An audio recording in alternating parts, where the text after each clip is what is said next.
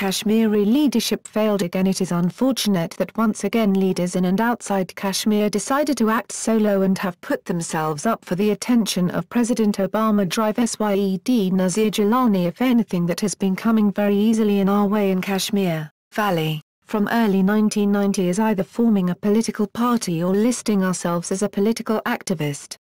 The desire does not emanate from changing the process of life into a quality of life through the administration of our political beliefs and vision, but the post-90 political culture became, if not for all, a means of employment like any other employment in a public sector. The militant and political mechanics of these years seem to have lost all moorings, and both do not seem to have any internal or external mechanism to understand the fact that loss of life in Kashmir means death of self-determination. A continued helplessness and falling into the crevice of poverty means a continuation of division and control of people by India and Pakistan. If politics and militancy in Kashmir had succeeded in any helpful manner, our leaders would not have been calling for a civil curfew, running signature campaigns and shooting memoranda to Obama in 2010. The irony is that America does not need rented spotlights to notice what is actually happening in Jammu and Kashmir. Europe, America and other countries, for reasons of diplomacy and intrastate relations, don't want to annoy Pakistan for its sponsorship of these rented spotlights. They don't want to upset India either by taking a suo motu notice of human rights abuse in Kashmir. Human rights are for all. President Obama's visit to India has a silver lining for a conscientious and a thinking Kashmiri. It has exposed the fact that Pakistan is a party to the dispute, as a member nation of UN and as an author of the Constitution Act 1974. Impact does not have a Kashmir policy. It does not want to energize any substantive activity on the jurisprudence of the Kashmir case. Pakistan does seem to have a desire to throw up the issue of the right of self-determination of the people of Kashmir time and again, but in practice continues to make serious errors, highly prejudicial and harmful to the rights movement of the Kashmiri people. In fact, the establishment in Pakistan is largely responsible for our failed politics and dwarfed militancy. Although use of force remains embedded in undoing an occupation of any kind, yet Kashmir did not present itself as a case for the use of a gun by the people of Kashmir. Under UN resolution, the 194 countries of the world have taken upon to execute the will of the world in securing the people of Kashmir a right to self-determination.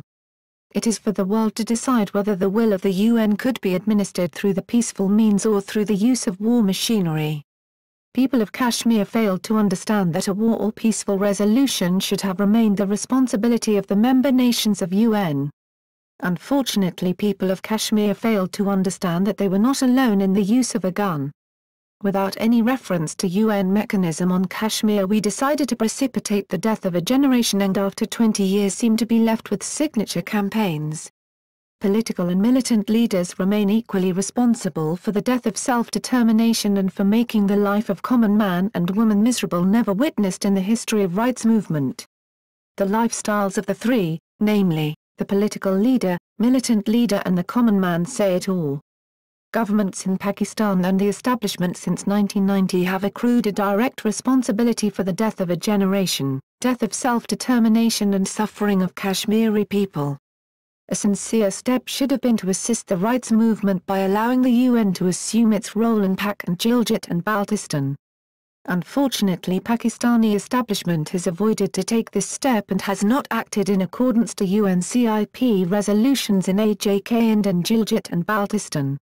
Sponsoring rented spotlights in America, Europe or in other countries, encouraging street protest on certain dates, and now floating a Kashmir Children Assembly, KCA, and marching children on the streets of Muzaffarabad, to seek President Obama's attention is pitiable and a wasteful exercise. As a sovereign country, party to the dispute and member nation of UN, Pakistan during President Obama's visit had an opportunity to break away from the past mistakes and act in the best interests of the people of Kashmir. It should have encouraged the three governments of Kashmir, two of which are under its control, to use the floors of their respective assemblies and pass unanimous resolutions urging President Obama to urge upon India and Pakistan and to help them in revisiting their obligations under UNCIP resolutions towards the people of Kashmir.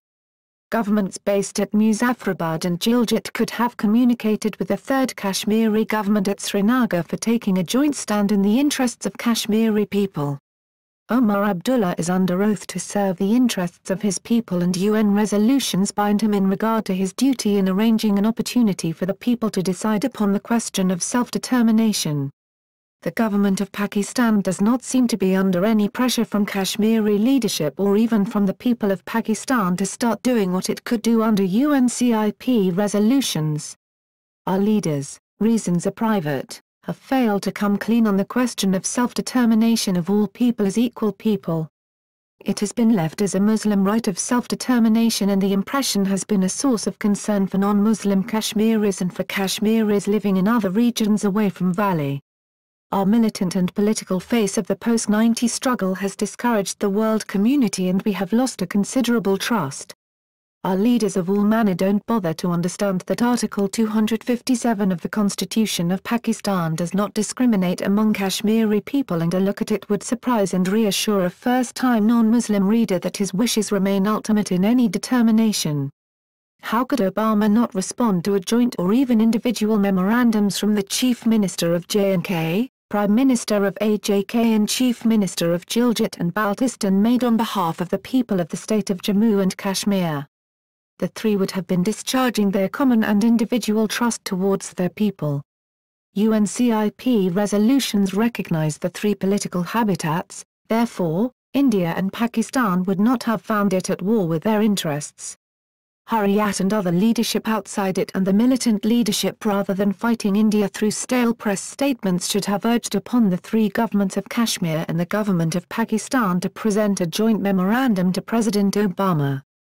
To make it genuine and credible, an appeal could have been addressed to good-meaning people in India and Pakistan to play their role in the best interests of all the three people.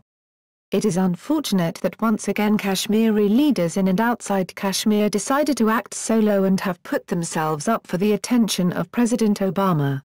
The effort is self-serving and futile. Long live the establishment in Islamabad and Hurriyat in Kashmir. Author is London-based Secretary-General of JKCHR, NGO in special consultative status with the United Nations, and can be mailed at dr-nazir@jkchr.com.